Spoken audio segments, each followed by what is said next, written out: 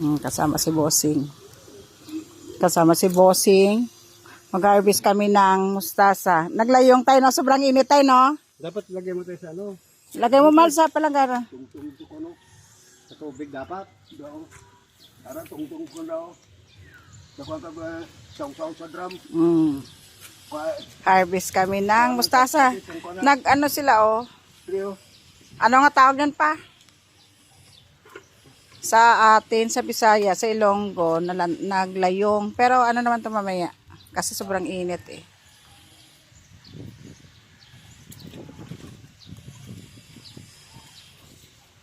Tatlong kilo, tay. Tapos sobrahan mo tayo magdala si Adrian tsaka si Abby ng pag-uwi. Nguha tayong talbos pa. Pauwi ko sa dalawa.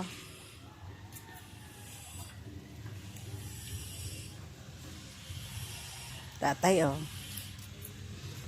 Ba't ito hindi nalayong?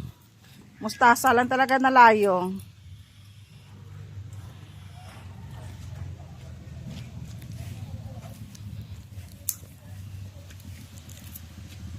Wow. Harvest si tatay, oh. Meron pa kaming mga kulitis, oh. Pero pangit ang dahon ng kulitis, tay. Kasi may puti-puti sa likod, tay. May langgam kasi, oh. Oh.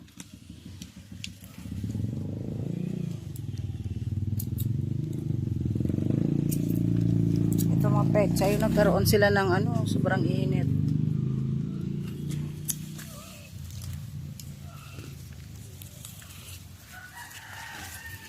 Ba, kapisan si boss ko.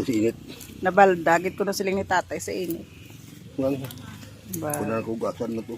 Oo, matayo naman yan tayo, mag-ano naman yan, magbuhay.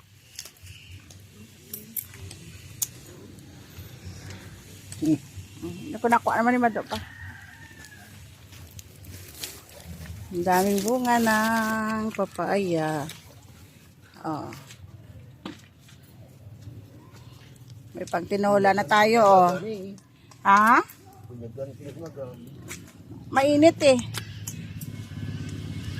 Ang daming bunga ng papaya. Oh, kapisan sila nga duwa, oh.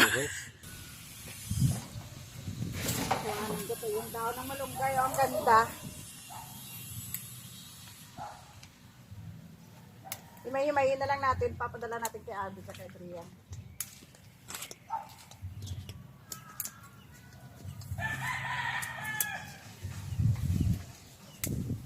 Ganda, oh. Oh, ang ganda. Ito pa, kuha ko dito sa ganda. Oo.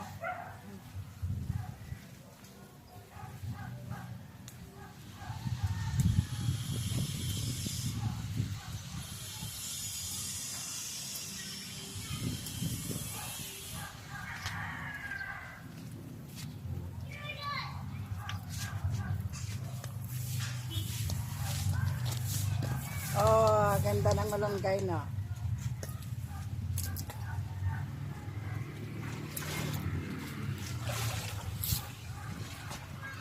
Oh, negosyo na lang kayo mustasa, guys.